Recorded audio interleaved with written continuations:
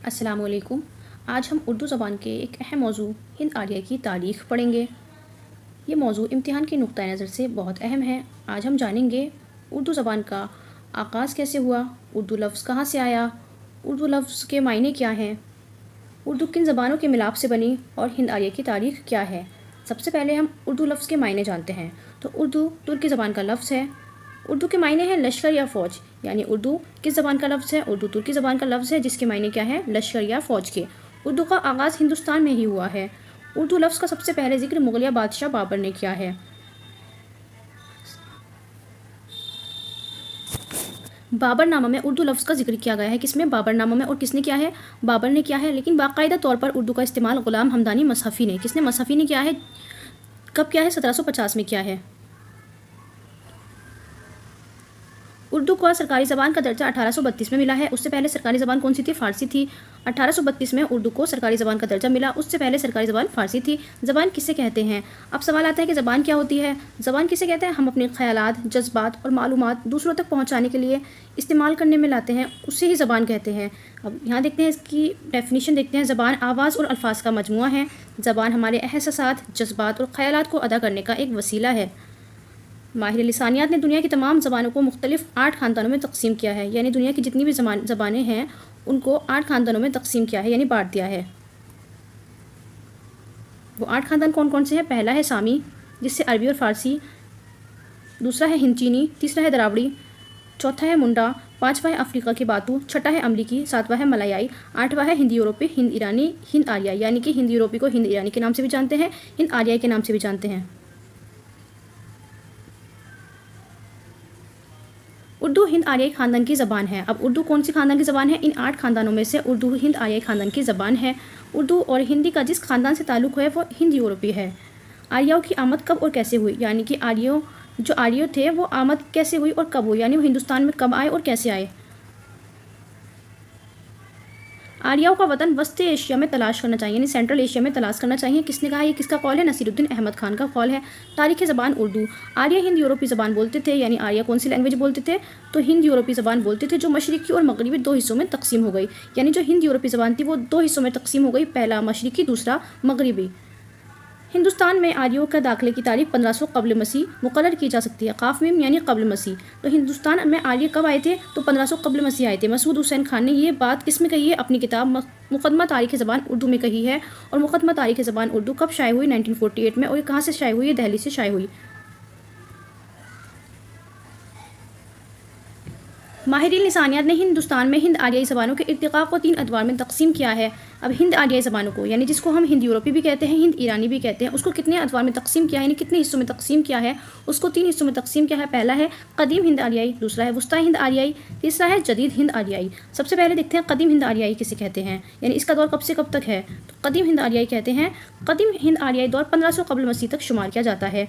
हिंद आर्याई का पहला नमूना हमें ऋग्वेद 1000 कब्ल मसीह से कब्ल की शक्ल में मिलता है, जिसमें 5 मंजिलें शामिल हैं। अब हिंद आर्याई जो है उसमें कदीम हिंद आर्याई जो है, कदीम हिंद आर्याई का जो ज़माना है वो कब से कब तक मिलता है? तो 1500 कब्ल मसीह से 500 कब्ल मसीह तक मिलता है। जिसमें कितनी मंजिलें हैं? जिसमें 5 मंजिल शामिल हैं। पहला है वैदिक मंजिल। वैदिक मंजिल में क्या क्या आता है? वैदिक मंजिल में ऋग्वेद, यजुर्वेद, अथर्ववेद, सामवेद आते हैं, यानी संस्कृत मज़हब की बात होती है। यानी कि इसमें क्या है? सारे वेद आते हैं। वैदिक मंजिल में वेदों की बात की जाती है।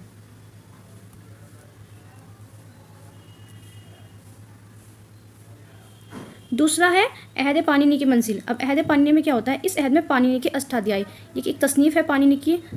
अष्टाध्यायी किसने लिखी है? पाणिनि ने। और पतंजलि किसने लिखी है? महाभाष्य ने लिखी गई हैं। तीसरा क्या है? तीसरा है रज़्मिया मंजिल। रज़्मिया मंजिल जिसको अब्बी मंजिल भी कहा जाता है, इसी में महाभारत भी लिखी गई है। चौथा है दीनवी मंजिल। इस दौर में संस्कृत सरकारी ज़बान बन जाती है और इसका ताल्लुक मज़हब से मुनक़ता हो जाता है। पाँचवा है टकसाली मंजिल। इस अहद में संस्कृत कवायद नवेसियों की पाबंद होकर ख़ुद को महदूद व महसूर कर लेती है। संस्कृत अपने इस मरहले यानी कदीम हिंद आर्य के दौर में 3 मुख्तलिफ मायरों की बताती जा रही है। यानी कितने अदवार में तकसीम किया है इसको? 3 में। ज्ञानचंद जैन ने कदीम हिंद आर्याई को 2 अदवार में तकसीम किया है।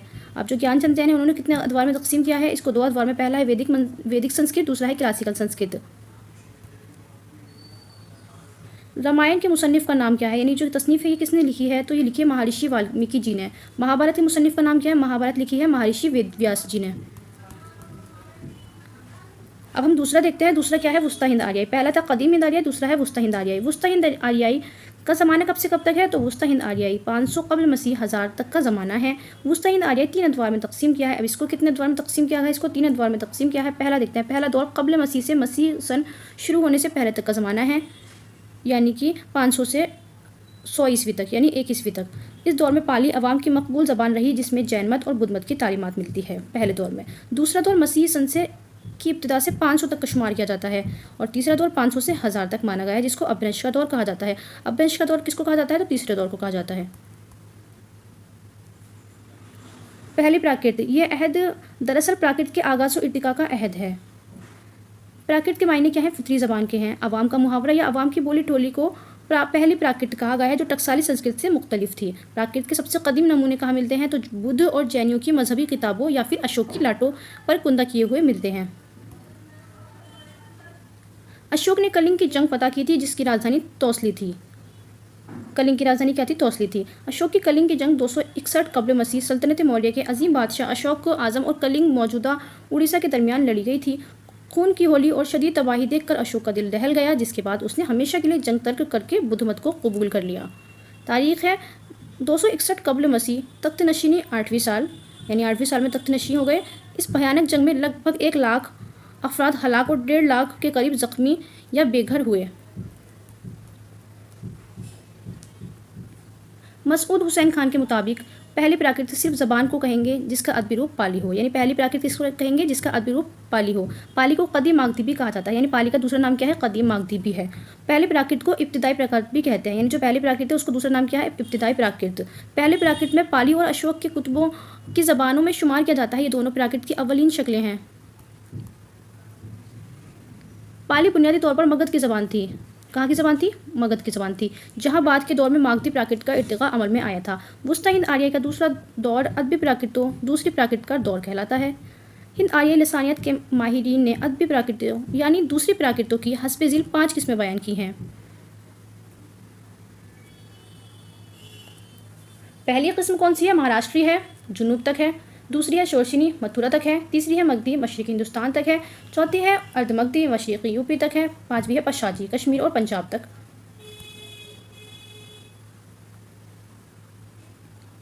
पहली है महाराष्ट्री, ये जुनूब की प्राकृत है। मराठी इसी से निकली है, कहाँ से, महाराष्ट्री से, यानी जुनूब से।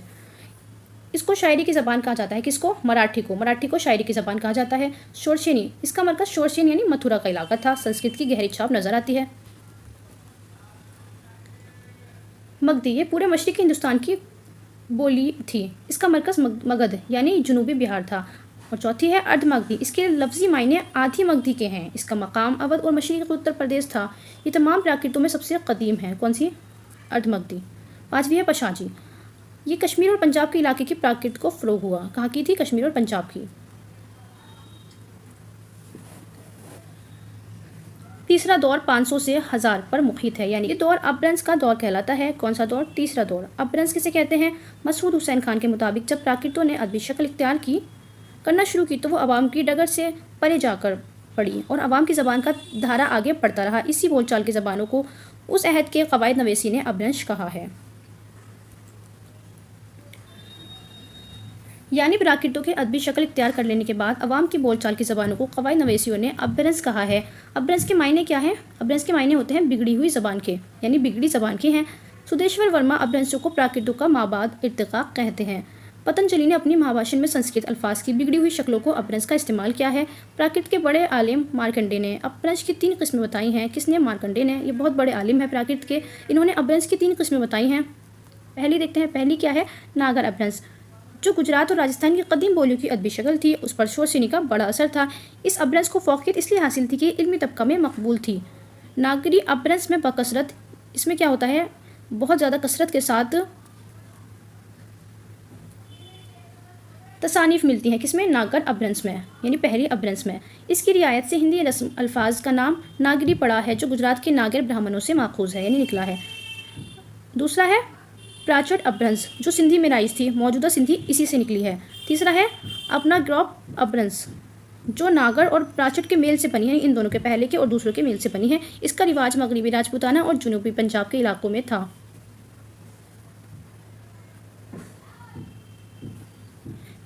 उस अहद में सोरशिनी अब्रंस की शुमाली हिंदी लैंगो अफ्रीका की हैसियत रखती है, जो ज़बान गुजरात और मगरबी पंजाब से लेकर बंगाल तक राइज थी।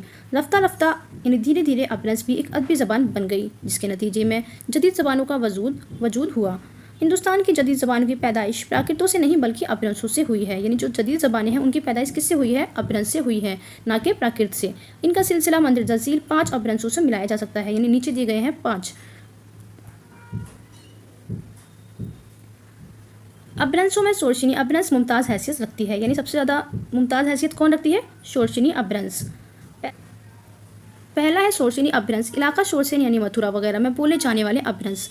सोरशिनी अब्रंस में मंदरजा झील 4 बोलियाँ शामिल हैं। किसमें? शोरशिनी अब्रंस में कितनी बोलियाँ शामिल हैं? 4 बोलियाँ शामिल हैं। पहली क्या है? खड़ी बोली, जिसे हिंदुस्तानी भी कहते हैं। दूसरी क्या है? राजस्थानी। तीसरी क्या है? पंजाबी। चौथी क्या है? गुजराती। और पहाड़ी बोलियाँ।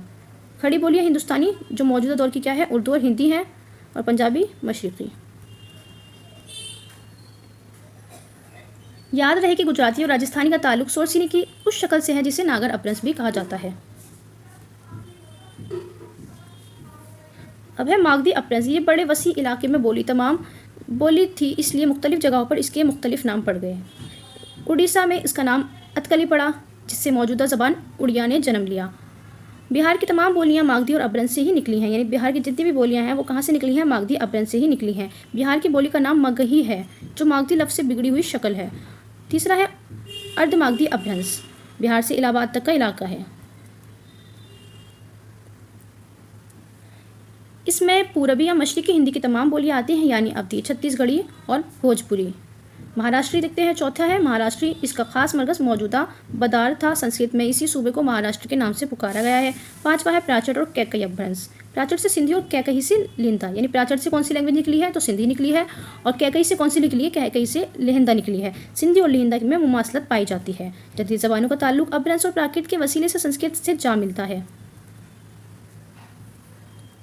मौजूदा हिंदुस्तानी ज़बान और सोरशिनी अब्रंस की दरमियानी मंजिल को बाज़ औक़ात ओहट भी कहा गया है। विद्यापति की शायरी ओहट में ही है। ओहट में जब प्राकृतिक रिवायत को मलूज़ रखा जाता है तो उसे पंगल कहते हैं। राजपूताना के भाट शायर अपनी दंगल कदीम राजस्थानी के साथ साथ इसमें शायरी करते थे। अब हम देखते हैं तीसरा दौर है जदीद हिंद आर्याई। जदीद हिंद आर्याई को ज़माना 1000 से ताहाल तक है, यानी 1000 ईस्वी से कब तक है? ताहाल तक, यानी आज तक है। हिंदुस्तान की जदीद ज़बानों की गिरोहबंदी हस्बे झील तरीक़े पे करते हैं। देखते हैं शुमाली मगरबी पंजाब की ज़बानें कौन कौन सी हैं। मगरबी पंजाब की ज़बानें, तो पहली है लिहिंदा, दूसरी है सिंधी। लिहिंदा ये मगरबी पंजाब की ज़बान है। लिहिंदा पर पसाजी ज़बानों का असर बहुत ज़्यादा पड़ा है। लिहिंदा मगरबी पंजाब की चार टकी हिंद की या अच्छी के नामों से भी मशहूर है। दूसरी है सिंधी, ये सूबाए सिंध की बोली है। पाकिस्तान में सिंधी अरबी रस्मुल ख़त में और हिंदुस्तान में देवनागरी में लिखी जाती है। सिंधी, अगर पाकिस्तान की बात करें तो पाकिस्तान में सिंधी ज़बान जो है वो अरबी रस्मुल ख़त है, यानी इसका रस्मुल ख़त क्या है? अरबी है। और हिंदुस्तान की बात करें तो हिंदुस्तान में इसका रस्मुल ख़त देवनागरी है। किस ज़बान का? सिंधी ज़बान का। सिंधी को पुराने ज़माने में प्राचट कहा जाता था, इसलिए मौजूदा सिंधी का ताल्लुक प्राचट अब्रंस से है। जदीद हिंद आर्याई ज़बानों में ये वाहिद ज़बान है जिस पर अरबी के बराह रास्त असर पड़े हैं। कौन सी ज़बान? सिंधी ज़बान के। अब हम देखते हैं जनूबी हिंदुस्तान की आर्याई ज़बान कौन सी है। पहला है जनूबी हिंदुस्तान की पहली कौन सी है? मराठी। मराठी महाराष्ट्र की ज़बान है। इसके 3 खास बोलियां हैं, जिससे पूना के अतराफ वाली बोली अदबी मराठी की हैसियत इख्तियार कर ली है। इसका रस्मुल ख़त देवनागरी है। किसका? मराठी का। मराठी को शायरी और मौसीकी की ज़बान कहा जाता है। अदबी शर्माया के एतबार से हिंदुस्तान की मुमताज़ तरीन ज़बानों में शुमार की जाती है। हिंदुस्तान की जदीद आर्याई ज़बानों में गुजराती के अलावा मराठी एक ऐसी ज़बान है जिसमें सनअत तशनिया मिलता है। मराठी में हुर्फ़ इल्लत ज़्यादा मिलते हैं। हुर्फ़ इल्लत सबसे ज़्यादा किस ज़बान में मिलते हैं? तो मराठी में मिलते हैं। अब हम देखते हैं मशरिकी हिंद की कौन सी ज़बानें, यानी मशरिकी हिंदुस्तान की ज़बानें कौन सी हैं। तो इसमें पहला है असमी, बंगाली, उड़िया, बिहारी। असमी असम की ज़बान है। उड़िया की तरह असमी भी बंगाली की बहन है, ना कि बेटी। और बंगाली देखते हैं। बंगाली ये रियासत बंगाल और बांग्लादेश की ज़बान है। उड़िया देखते हैं। ये उड़ीसा के कदीम अतकल देश में बोली जाती है, इसलिए इसको अतकलिया द्राविड़ी भी कहते हैं, ओड्री भी कहते हैं। चौथा है बिहारी। ये बिहार और यूपी के कुछ अजला में बोली जाती है, कुछ ज़िले में बोली जाती है। बंगाली, उड़िया और आसामी की तरह बिहारी की पैदाइश भी मागधी अपभ्रंश से हुई है। बिहारी मागधी अपभ्रंश की जानशीन है। अब हम देखते हैं बिहार की। बिहारी की 3 बोलियां काबिल ज़िक्र हैं। पहला है मैथिली, मगही, भोजपुरी।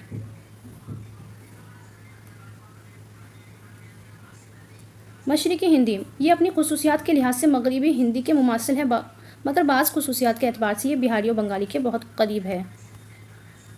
मशरिकी या पूर्वी हिंदी, जैसा कि नाम से ज़ाहिर है, मगरबी हिंदी के पूरब में बोली जाती है। मशरिकी हिंदी की 3 खास बोलियाँ हैं, अवधी, बघेली, छत्तीसगढ़ी।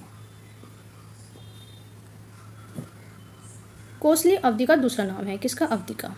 मशरिकी हिंद की सबसे अहम बोली अवधी है। अवधी को हिंदी अदब में एक खास मर्तबा हासिल है। अवधी के 2 मशहूर शायर मलिक मोहम्मद जायसी और तुलसीदास हैं, जो हिंदी अदब के आफताब और महताब हैं। गैरिसन ने सबसे पहले मशरिकी हिंदी को एक अलहदा ज़बान की हैसियत दी है। इससे कल इसे हिंदी की एक शाख समझा जाता है। अब देखते हैं मध्य देश की ज़बान कौन सी है। मध्य देश की ज़बान खास मगरबी हिंदी। मगरबी हिंदी मध्य देश की ज़बान को ही मगरबी हिंदी कहते हैं, यानी कहाँ की ज़बान को? मध्य देश की ज़बान को, जो मगरिब में सरहिंद से लेकर मशरिक़ में इलाहाबाद तक और शुमाल में हिमालय के दामन से लेकर जुनूब में विंध्याचल और बुंदेलखंड तक बोली जाती है। लिसानी तहक़ीक़ की रूह से मगरबी हिंदी बराह रास्त ताल्लुक़ शोरसेनी अपभ्रंश से है। गैरिसन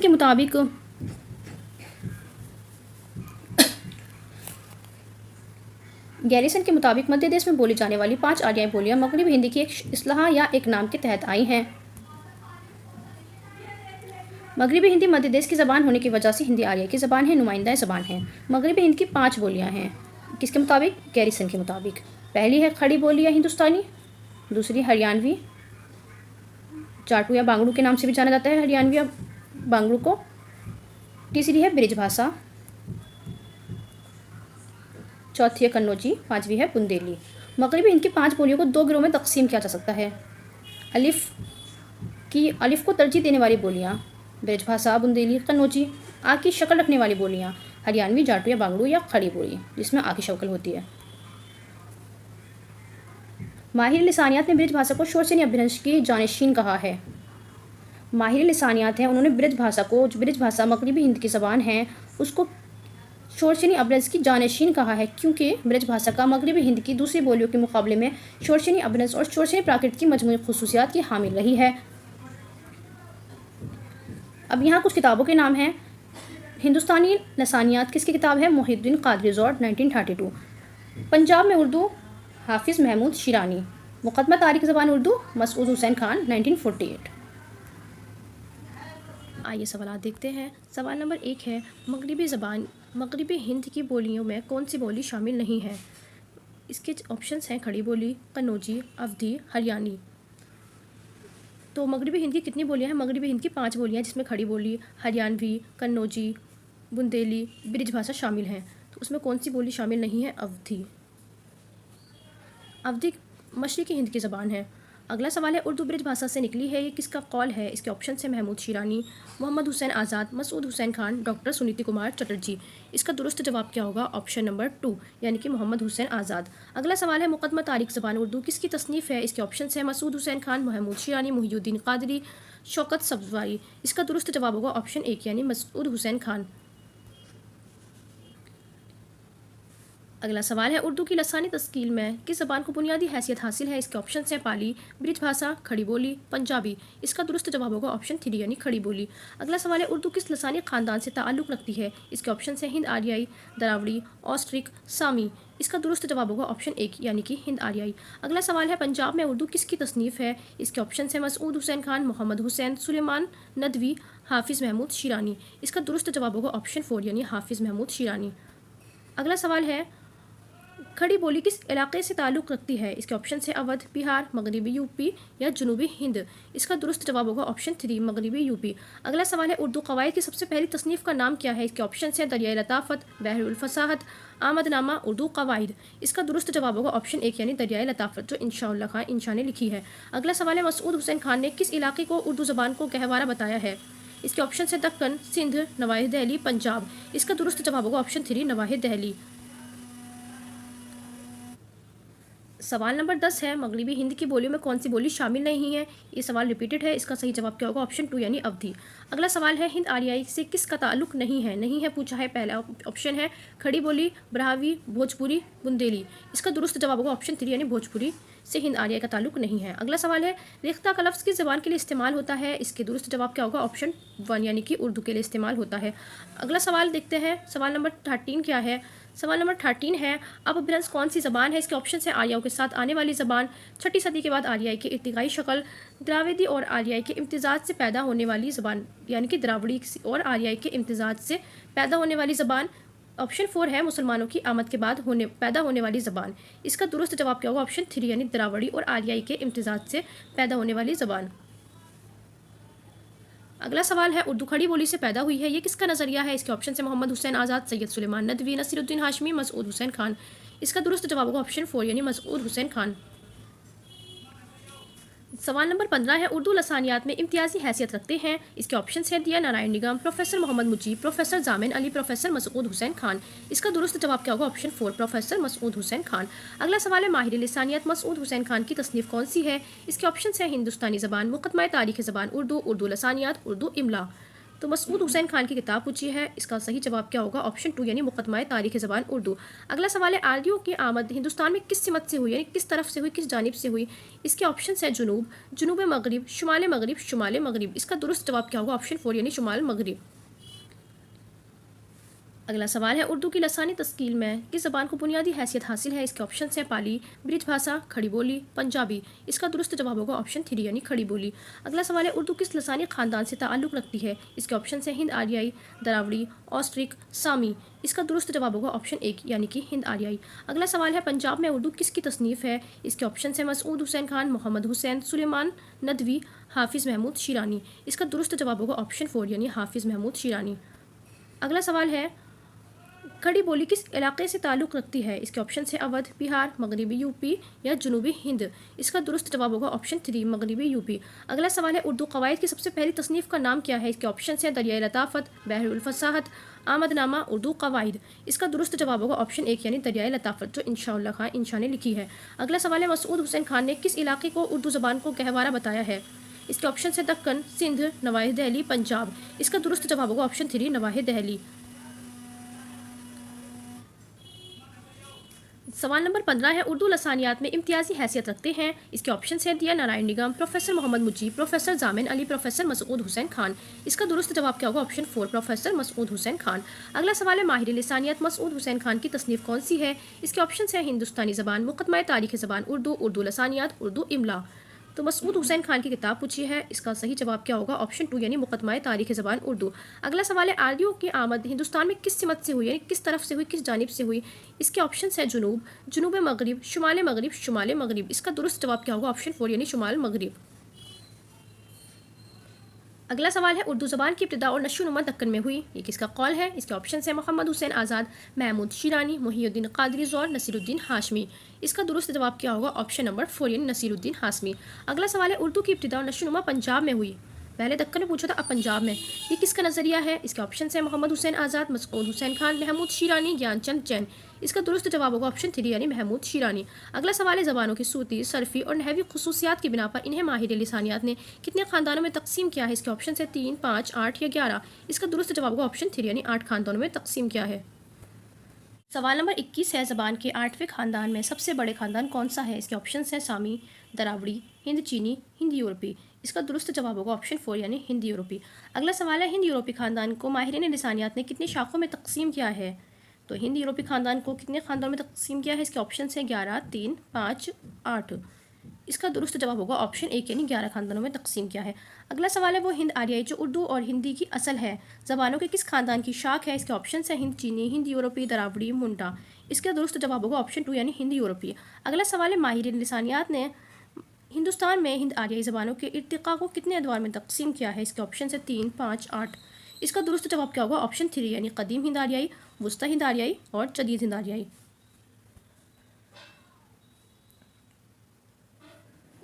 अगला सवाल है, मशरिक़ी हिंद की कितनी बोलियां हैं? इसके ऑप्शन है 3, 5, 8, 11। इसका दुरुस्त जवाब होगा ऑप्शन 3, मशरिक़ी हिंद की 3 बोलियां हैं, अवधी, बघेली, छत्तीसगढ़ी। अगला सवाल है, प्राकृत के बड़े आलिम मार्कंडेय ने अपभ्रंश की कितनी किस्में बताई हैं? इसके ऑप्शन हैं 5, 8, 11, 3। इसका दुरुस्त जवाब होगा ऑप्शन 3, यानी अपभ्रंश की कितनी किस्में हैं? 3। अगला सवाल है, माहिरीन लिसानियात ने अदबी प्राकृत को कितनी किस्मों में तकसीम किया है? इसके ऑप्शन हैं 11, 7, 5, 4। इसका दुरुस्त जवाब होगा ऑप्शन 3, यानी कि 5। अगला सवाल है, मथुरा में बोले जाने वाली शोरशीनी अपभ्रंश में कितनी बोलियां शामिल हैं? इसके ऑप्शन हैं 11, 4, 5, 3। इसका दुरुस्त जवाब होगा ऑप्शन 2, यानी कि 4। अगला सवाल है, जदीद हिंद आर्याई का ज़माना कब से कब तक है? इसके ऑप्शन हैं 1000 ता 1500 ईस्वी, 1500 ता 2000 ईस्वी, 1500 ईस्वी ता 1500 ईस्वी, 1000 ता हाल। तो सवाल नंबर 29 है, इसका दुरुस्त जवाब होगा ऑप्शन 4, यानी कि 1000 ता हाल, यानी आज तक का।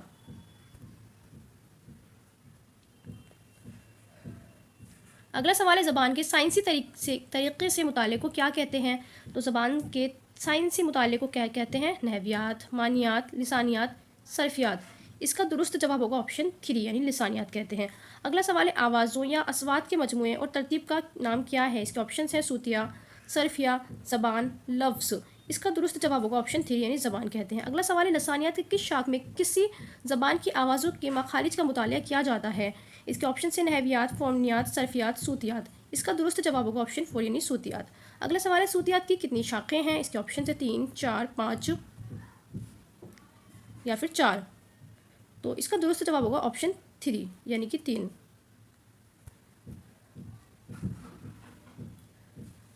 अगला सवाल है, झील में किसे सूतियात के मुताले में शामिल नहीं किया जाता? इसके ऑप्शन हैं सर्फ़ी आमाल, तलफ़ुज़कार, मकाम तलफ़ुज़, तर्ज़ तलफ़ुज़। इसका दुरुस्त जवाब होगा ऑप्शन 1, यानी सर्फ़ी आमाल। अगला सवाल है, जिन आवाज़ों की अदायगी में मुँह के अंदर किसी किस्म की रुकावट नहीं होती वो क्या कहलाती है? इसके ऑप्शन हैं मुसम्मता, मुसव्वता, नीम मुसव्वता। ऑप्शन 4 है दोहरे मुसव्वते। इसका दुरुस्त जवाब क्या होगा? ऑप्शन 2, यानी मुसव्वता कहते हैं।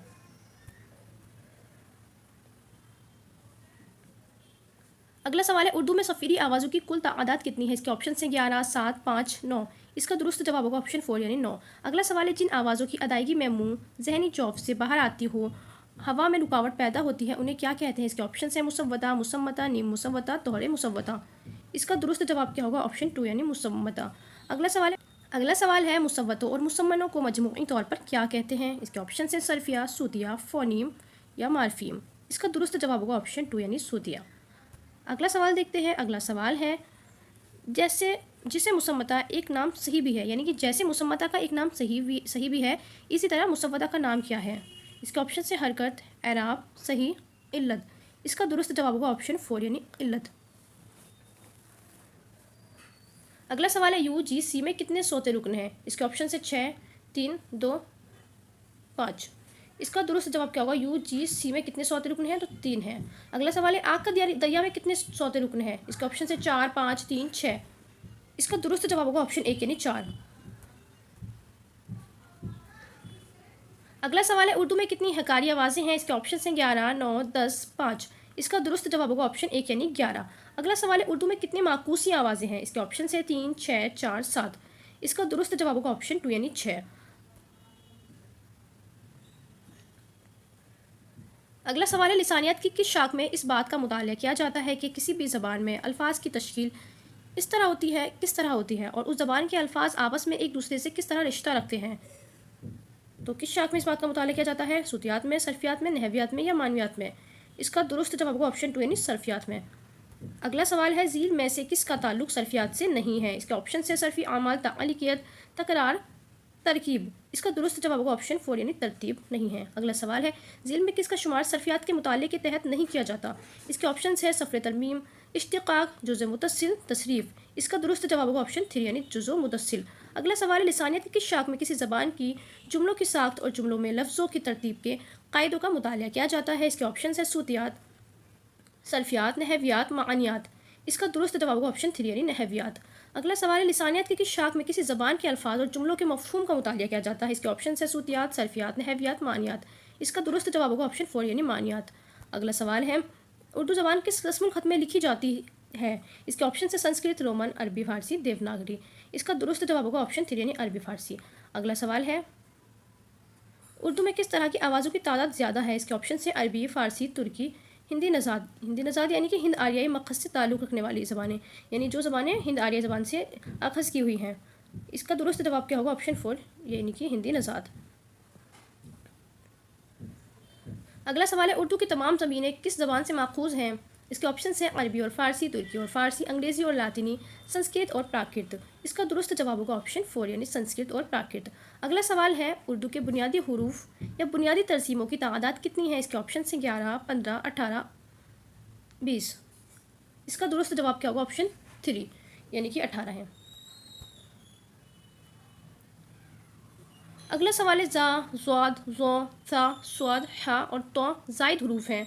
सूती नुक्ता नज़र से ये सब मुर्दा लाशें हैं जिन्हें उर्दू रस्मुल ख़त उठाए हुए हैं, सिर्फ इसलिए कि हमारा लिसानी रिश्ता अरबी से साबित रहे।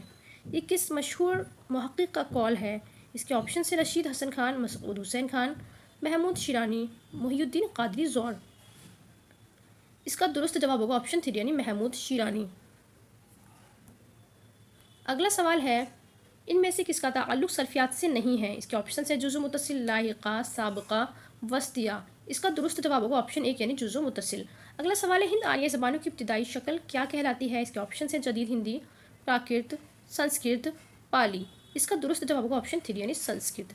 अगला सवाल है, उर्दू ज़बान में हिंद आर्याई असर ज़्यादा नुमाया होता है? नस्मुल ख़त में, ज़ख़ीरा अल्फाज में, सर्फ़ नहू में या तलफ़ुज़ में? इसका दुरुस्त जवाब होगा ऑप्शन 2 यानी ज़ख़ीरा अल्फाज में।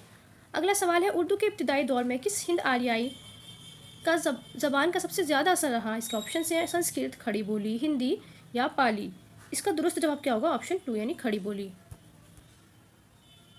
अगला सवाल है, उर्दू ज़बान का सूती निज़ाम बुनियादी तौर पर किस ज़बान ख़ानदान से माखूज़ है? इसके ऑप्शन है द्रावड़ी, सामी, हिंद आर्याई, ईरान। इसका दुरुस्त जवाब क्या होगा? ऑप्शन 3 यानी हिंद आर्याई। अगला सवाल है, दर्ज झील में से कौन सी ज़बान हिंद आर्याई ख़ानदान से ताल्लुक़ रखती है? इसके ऑप्शन है कन्नड़, तमिल, सिंधी, मलयालम। इसका दुरुस्त जवाब क्या होगा? ऑप्शन 3 यानी सिंधी। अगला सवाल है, प्राकृत ज़बान की ज़बान की इर्तिकाई शक्लें मानी जाती हैं? इसके ऑप्शन है फ़ारसी, पाली, संस्कृत, अरबी। इसका दुरुस्त जवाब क्या होगा? ऑप्शन 3 यानी संस्कृत। अगला सवाल, नक़ूश सुलेमानी का साल तसनीफ़ क्या है? इसके ऑप्शन है 1932, 1934, 1939, 1942। इसका दुरुस्त जवाब होगा 1939। अगला सवाल देखते हैं। अगला सवाल है, सबसे कदीम वेद कौन सा माना जाता है? तो वेदों की तादाद कितनी है? वेदों की तादाद 4 है। ऋग्वेद, सामवेद, अथर्ववेद, यजुर्वेद।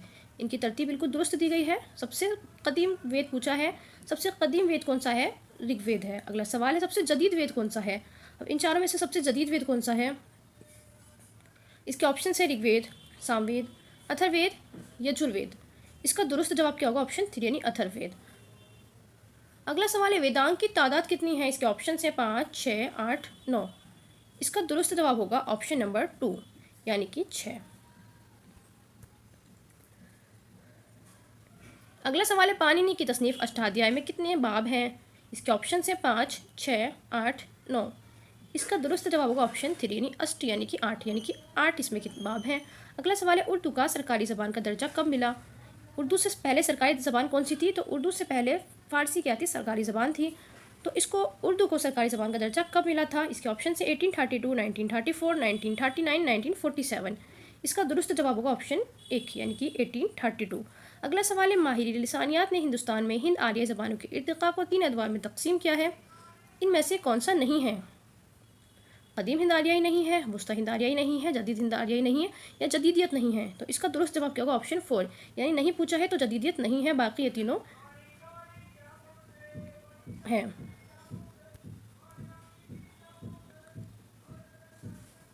अगला सवाल है, डैश दौर 1500 कबल मसीह तक शुमार किया जाता है? कदीम हिंद आर्याई, वस्ता हिंद आर्याई, जदीद हिंद आर्याई या जदीदियत? इसका दुरुस्त जवाब होगा ऑप्शन 1 यानी कदीम हिंद आर्याई 1500 से लेकर 500 तक। अगला सवाल है, रामायण का ताल्लुक किस दौर से है? इसके ऑप्शन हैं जदीद हिंद आर्याई, वस्ता हिंद आर्याई, वैदिक संस्कृत, क्लासिकल संस्कृत। इसका दुरुस्त जवाब होगा ऑप्शन 3 यानी वैदिक संस्कृत। अगला सवाल है, महाभारत के मुसन्निफ का नाम क्या है? इसके ऑप्शन हैं कालिदास, सूरदास, वेदव्यास या वाल्मीकि दास। इसका दुरुस्त जवाब होगा ऑप्शन 3 यानी कि वेदव्यास। अगला सवाल है वुस्ता हिंद आर्याई डैश अदवार में तकसीम है। इसके ऑप्शन है 3, 6, 8, 9। इसका दुरुस्त जवाब होगा ऑप्शन 3 यानी 8। अगला सवाल है तीसरा दौर 500 से 1000 तक माना गया है, जिसको डैश का दौर कहा जाता है, प्राकृत का, अपभ्रंश का, वैदिक संस्कृत या क्लासिकल संस्कृत। इसका दुरुस्त जवाब होगा ऑप्शन 2 अपभ्रंश का दौर, जिसको कितने अदवार में तकसीम किया है, 3 अदवार में तकसीम किया है। और तीसरा दौर है 500 से 1000 तक। अगला सवाल है किस राजा ने कलिंग की जंग फतह की थी जिसकी राजधानी तौसली थी। इसके ऑप्शन है कालीराम, अशोक, चंद्रगुप्त, राजा दाहिर। इसका दुरुस्त जवाब होगा ऑप्शन 2 यानी अशोक। अगला सवाल है अशोक ने कलिंग की जंग कब फतह की थी। इसके ऑप्शन है 336 कब्ल मसीह, 216 कब्ल मसीह, 261 कब्ल मसीह, 543 कब्ल मसीह। इसका सही जवाब क्या होगा ऑप्शन 3 यानी 261। अगला सवाल है कि ज़बान को कदीम मागधी भी कहा गया है। इसके ऑप्शन है संस्कृत, प्राकृत, पाली, ब्रह्मचालीसी, ब्रह्मलिपि। तो इसका दुरुस्त जवाब क्या होगा ऑप्शन 3 यानी पाली को। अगला सवाल है जुनूबी हिंद की ज़बान किसको कहा जाता है। इसके ऑप्शन है मराठी, अवधी, पाली, ब्रजभाषा। इसका सही जवाब है ऑप्शन 1 यानी मराठी को।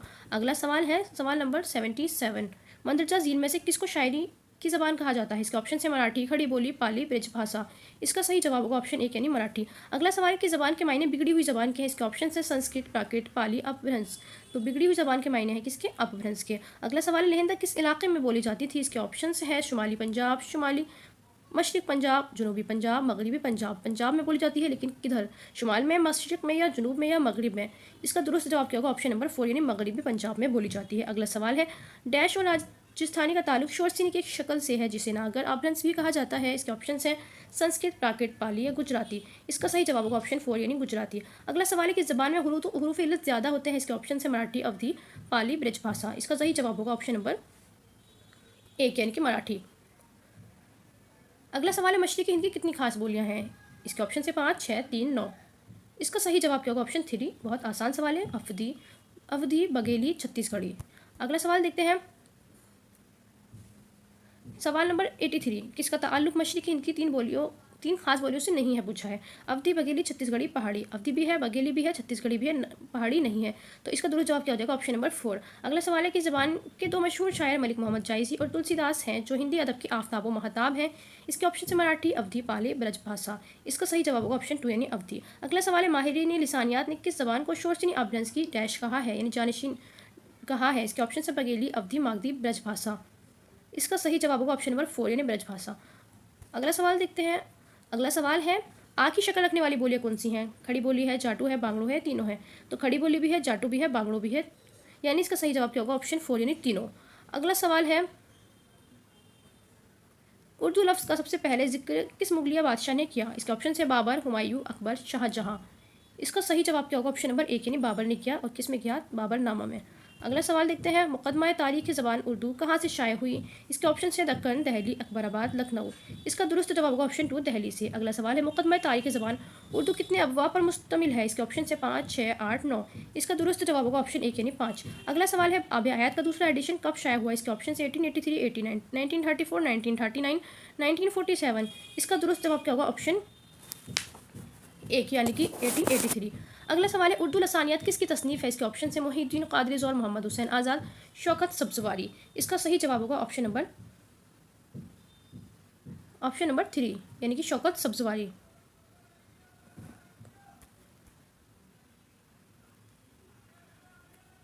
अगला सवाल देखते हैं मुकदमा तारीख ज़बान उर्दू का इंतसाब किस नाम से है। इसके ऑप्शन है मोहिउद्दीन कादरी, मोहम्मद हुसैन आज़ाद, शौकत सब्ज़वारी, आल अहमद सुरूर। इसका दुरुस्त जवाब क्या होगा ऑप्शन नंबर 4 यानी आल अहमद सुरूर। अगला सवाल है उर्दू का इब्तिदाई ज़माने किसकी तख्लीक है। इसके ऑप्शन है शमशुर रहमान फारूकी, काजी अब्दुल वदूद, शौकत सब्ज़वारी, आल अहमद सुरूर। इसका दुरुस्त जवाब होगा ऑप्शन 1 यानी शमशुर रहमान फारूकी। अगला सवाल है मोहम्मद बिन कासिम हिंदुस्तान में कब आया। इसके ऑप्शन है 512, 1712, 712, 612, 912। इसका सही जवाब होगा ऑप्शन 2 यानी 712। अगला सवाल है उर्दू की पहली तारीखी किताब किसको माना जाता है। इसके ऑप्शन है आब हयात, निकातुश्शोरा, दक्कन में उर्दू या इनमें से कोई नहीं। इसका सही जवाब होगा ऑप्शन 1 यानी आब हयात को। अगला सवाल देखते हैं सवाल नंबर 96 क्या है। अख्तर शिरानी का ताल्लुक किस तहरीक से था। इसके ऑप्शन से इस्लाही, रोमानी, तरक्की या जदीदियत। इसका सही जवाब होगा ऑप्शन 2 यानी रोमानी तहरीक से था।